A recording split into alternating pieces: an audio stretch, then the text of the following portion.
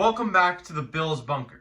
I'm your guy Jake, and the offseason is here, which means the free agency period is quickly approaching, and GM Brandon Beane is going to have some big decisions to make. The Buffalo Bills currently have $4.5 million in cap space, but they have a lot of holes that they need to fill on both sides of the football, and the wide receiver position is not one of these holes. The wide receiver depth chart for Buffalo is loaded. It is a stacked offensive unit, and it is one of the best wide receiver groups in the entire NFL. This wide receiver group is set to have a cap hit of over $33 million.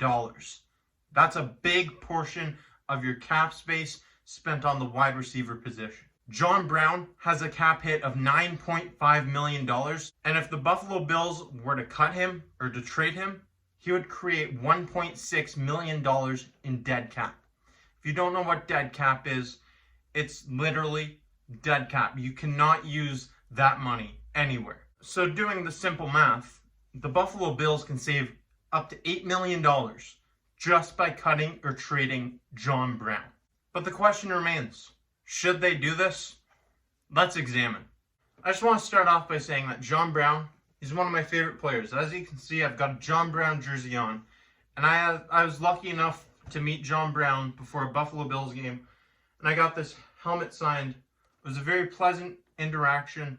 And he seems like a great guy to have in the locker room. Now let's take a look at the player and what John Brown has done since being signed to Buffalo in 2019. They both worked out, but they were close.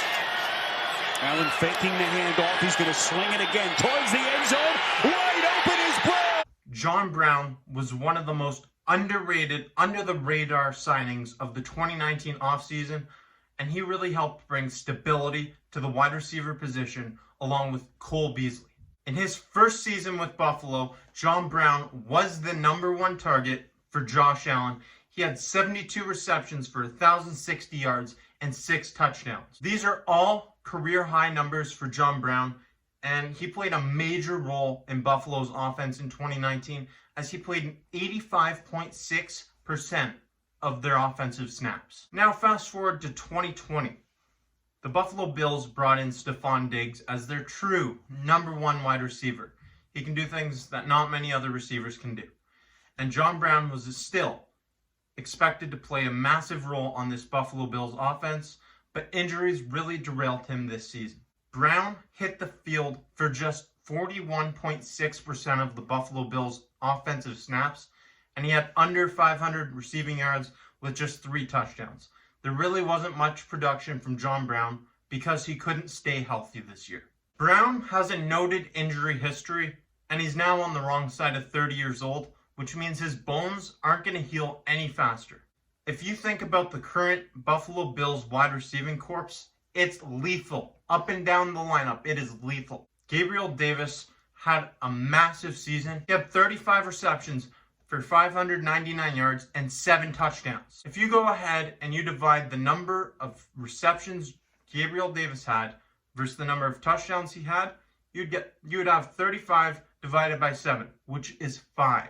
Meaning 1 in every 5 receptions Gabe Davis had resulted in a touchdown. Gabriel Davis really emerged as a star, and he was a pivotal piece to this Buffalo Bills offense. He played in 73% of the Bills' offensive snaps, and he appears to be taking on a bigger role with every game he plays. Outstanding corner, shoulder shake, Allen fires, end zone, touchdown! Wow. Gabriel Davis! With so much skill at the wide receiver position, it's really hard to justify paying your #2 wide receiver over $9 million.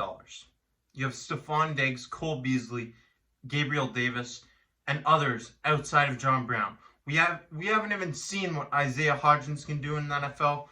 We need to sign Andre Roberts to have him returning punts. He is so valuable. It's really hard to justify paying John Brown $9.5 million this year to potentially be your #2 receiver, and coming off of a season where he was plagued by injuries. John Brown is definitely a great receiver, and he still has potential to do great things in the NFL. But like I said, he's on the wrong side of 30, and he's got a big cap hit on him this year. The only way I can see the Buffalo Bills keeping John Brown is if they can restructure his contract. Because as I attested to earlier in this video, there's other glaring needs on this team on both sides of the football, and the wide receiver position is the last place we need to spend money right now. I've said it before and I'll say it again. John Brown is one of my favorite players in the NFL.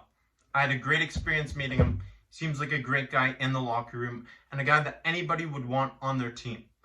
But paying $9.5 million for a potential injury-plagued season again doesn't sound too promising to me. There are a number of teams that would love to have John Brown on their team, and you could probably find trade suitors around the NFL. There's one that I think of right off the bat, and that's the Philadelphia Eagles. They haven't gotten much production from the wide receiver position in a couple of years now, and they're going through a big rebuild. Zach Ertz is available. Zach Ertz will be available this year, and you could potentially trade John Brown for Zach Ertz. You might have to add some draft picks in that deal to get Zach Ertz, but really, that's something that benefits both teams. The Eagles are getting a wide receiver in John Brown, who's more than capable of playing a number one role, as we saw in 2019. And with Zach Ertz, the Buffalo Bills would be getting a legitimate star tight end who's capable of taking games over and being a valuable mentor to Dawson Knox. I just can't justify paying John Brown $9.5 million to be the number 2 wide receiver on the Buffalo Bills and to potentially have another injury-plagued season. I'm a massive fan of him, but he needs to restructure his contract if he wants to stay in Buffalo long term.